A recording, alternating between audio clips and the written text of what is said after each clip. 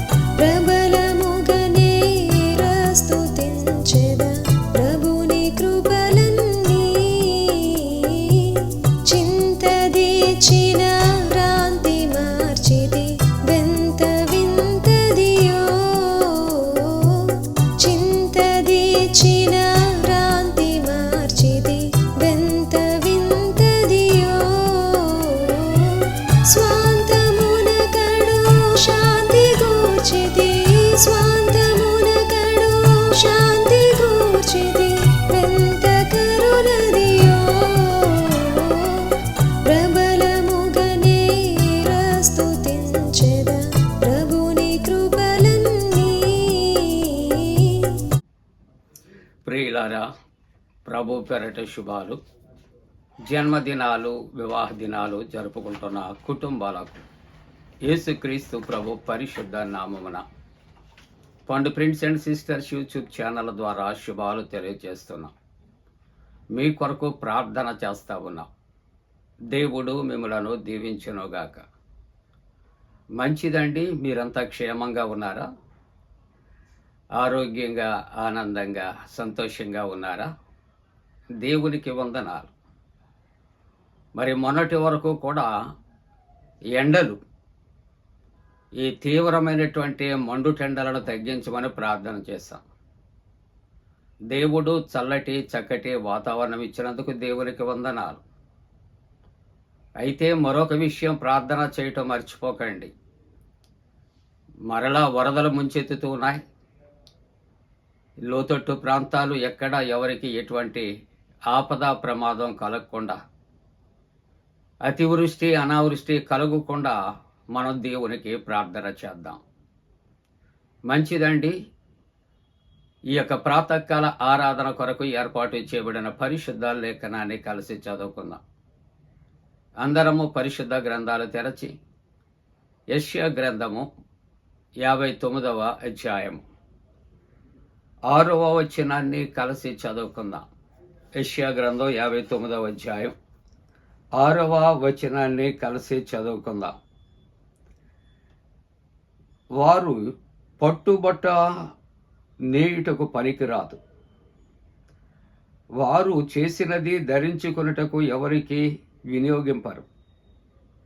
వారి క్రియలు పాపపు క్రియలే, వారు బలాత్కారము చేయవారే, వారి కాళ్ళు పాపము చేయ పరుగెత్తుచున్నవి. మరొక మాట, వారు బలాత్కారము చేయువారే. ప్రియమైన దేవుని యొక్క కుటుంబీకులారా, భూలోకములో సన్మార్గులు ఉంటారు, బలాత్కారులు ఉంటారు. వివిధ రకాలైనటువంటి మనుష్యులు మనస్తత్వాలు మనం చూస్తాం. ఈవేళ దేవుని యొక్క వాక్యం అంటుంది, వారట ఎటువంటి వారు అంటే బలాత్కారము చేయవారు, వారు బలవంతము చేయవారు. అంటే వీరు దేవునికి ఇష్టులా అయిష్టులా అంటే అయిష్టులే. సన్మార్గులను వారు ఏం చేస్తూ ఉంటారంటే బలాత్కారం చేస్తూ ఉంటారు, వారిని అవమానపరుస్తూ ఉంటారు, కించపరుస్తూ ఉంటారు. అందుకని దేవుని యొక్క వాక్యాన్ని చూస్తూ ఉంటున్నప్పుడు ఆదికాండము 6వ అధ్యాయం 11వ వచనములో చూస్తే భూలోకము బలాత్కారముతో నిండి ఉన్నది. సృష్టి ఆరంభములోనే మనం చూస్తూ ఉన్నప్పుడు సృష్టి అంతా కూడా అదట బలాత్కారముతో నిండి ఉన్నది, బలాత్కారులతో నింపబడి ఉన్నది. అందుకని గలతీ పత్రికలు అంటాడు, సృష్టి యావత్తు మూలుగుచూ ఉన్నది అని దేవుని యొక్క వాక్యం. అంటే ఈ బలాత్కారులు అనే వ్యక్తులు ఏం చేస్తూ ఉంటారంటే భూలోకములో ఉన్నటువంటి మంచి వారిని వారు బలాత్కారం చేత హింసిస్తూ ఉంటారు, దోచుకుంటూ ఉంటారు, దోపిడీదారులుగా ఉంటారు, అక్రమాలు అన్యాయాలు చేస్తూ ఉంటారు. అది వాళ్ళ నేచర్. కాబట్టి ఇది భూలోకమంతా కూడా అలాగే ఉంది అని దేవుని యొక్క వాక్యము సెలవిస్తూ ఉన్నారు. కాబట్టి 11వ సంకీర్తన 5వ వచనంలో మనం చూస్తూ ఉన్నప్పుడు దుష్టులను బలాత్కారులను ఆయనకు అసహ్యులు. ఆయనకు ఇష్టమైనవి చాలా ఉన్నాయి, అయిష్టమైనవి కూడా చాలా ఉన్నాయి. ఆయనకు అయిష్టమైనటువంటి వాటివి ఈ భాగంలో ఏమిటి అని ఆలోచన చేస్తూ ఉంటున్నప్పుడు దుష్టులుగా జీవించటం, దుష్టత్వం కలిగి ఉంటాం. అలాగనే ఇక్కడ బలాత్కారులను అంటే ఎవరైతే అన్యాయముగా దోపిడీదారులుగా అక్రమకారులుగా అన్యాయస్తులుగా దేవునికి అయిష్టులుగా దేవుని పిల్లలను బాధిస్తూ ఉంటారో అటువంటి వారును దేవునికట అసహ్యులు. ఎవరెవరు చెప్పండి? దుష్టులను బలాత్కారులను. దేవునికి ఇష్టులా అసహ్యులా అంటే దైవవాక్యం అంటుంది అసహ్యులే. అలాగునే 86వ సంకీర్తన 14వ వచనములో ఇక్కడ దేవుని యొక్క వాక్యం అంటుంది, బలాత్కారులు గుంపు కూడి నా ప్రాణము తీయచొచ్చుచున్నారు. బలాత్కారము అనగా ఇక్కడ బలాత్కారులు అనగా ఇక్కడ ఇంకా క్లియర్గా తెలియచేస్తూ ఉన్నది. వాళ్ళు ఏం చేస్తూ ఉన్నారట? వీళ్ళందరూ కూడా మరి బలవంతులు అయినటువంటి వారు ఏం చేస్తున్నారంటే బలాత్కారముగా కూడి నా ప్రాణాన్ని ఏం చేస్తూ ఉన్నారు? తీయచూచుచున్నారు. ప్రియమైన దేవుని యొక్క బిడ్డలారా, ప్రియమైన దేవుని యొక్క బిడ్డలారా, ఈ యొక్క దేవుని యొక్క వాక్యములో చూస్తూ ఉంటున్నాడు బలాత్కారుల యొక్క పనేమిటి అని ఆలోచన చేస్తూ ఉంటున్నప్పుడు వారు ఇతరుల ప్రాణాన్ని తీసేవారు అని దేవుని యొక్క వాక్యము సెలవిస్తూ ఉంటుంది. హత్యలు, నరహత్యలు చేసేవారు అని దేవుని యొక్క వాక్యము సెలవిస్తూ ఉంటున్నది. ప్రియులారా, యోనా గ్రంథములో దేవుని యొక్క వాక్యములో మనము చూస్తూ ఉంటున్నప్పుడు 3వ అధ్యాయం 9వ వచనములో మనుష్యులందరూ కూడా బలాత్కారం మానివేయాలి. బలాత్కారులు బలవంతంగా ఇతరుల యొక్క ప్రాణాలు తీస్తూ ఉన్నారు, నరహత్య చేస్తూ ఉన్నారు. కాబట్టి దైవవాక్యం అంటుంది మనుషులందరూ కూడా బలాత్కారము చేయుట మానివేయాలి అని దేవుని యొక్క వాక్యము హెచ్చరిక చేస్తూ ఉన్నది. 7వ16వ వచనములో దేవుని యొక్క వాక్యము, వాడు తలంచిన చేటు వాడి నెత్తి మీదకే వచ్చాను. ఎవరి నెత్తి మీదకి? బలాత్కారము చేయటానికి తలపెట్టేవాడు నెత్తి మీదకి ఏం కలుగుతుందంటే చెడు వస్తుంది, వాడి నెత్తి మీదకి వస్తూ ఉన్నది అని దేవుని వాక్యం. ఎవరైనా నిలుచుండి ఒక పెద్ద ఇనపగుండు పైకి ఎగరవేసి అక్కడే నిలవబడితే తన తలే పగులుతుంది కదా.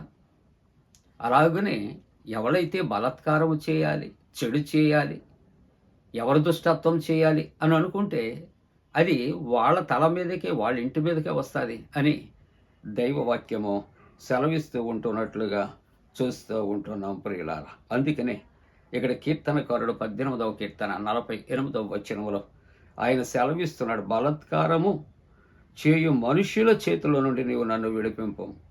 బలాత్కారం చేసే వ్యక్తులు, బలవంత పెట్టే మనుషులు ఉన్నారు, అటువంటి వారి చేతిలో నుండి నన్ను విడిపించుము అనే ప్రార్థన చేస్తూ ఉంటున్నాడు. చివరిగా 140వ సంకీర్తన 11వ వచనంలో చూస్తే, కొండుములాడు వారు భూమి మీద స్థిరపడకుందరు. ఆపత్తు బలాత్కారము వారిని తరిమి వేస్తారు. ఎవడు చేసినటువంటి దుష్టత్వం, బలాత్కారం వాడి నెత్తి మీదకి వస్తుంది. అంతేకాదట, ఇక్కడ ఆపత బలాత్కారులను వారు తరిమివేయబడతారు, వారు పడద్రోయబడతారు.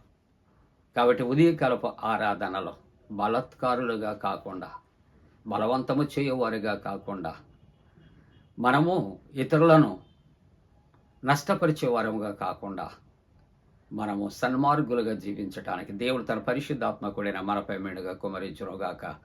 ఆమేన్. పరిశుద్ధుడా నీకు వందనాలు. నీ వాక్యాన్ని దీవించండి నాయన. లోకములు అనేక మంది బలాత్కారులు ఉన్నారు, వారిలో మేము ఒకరిగా చేర్చగా వారి నుండి తప్పించండి.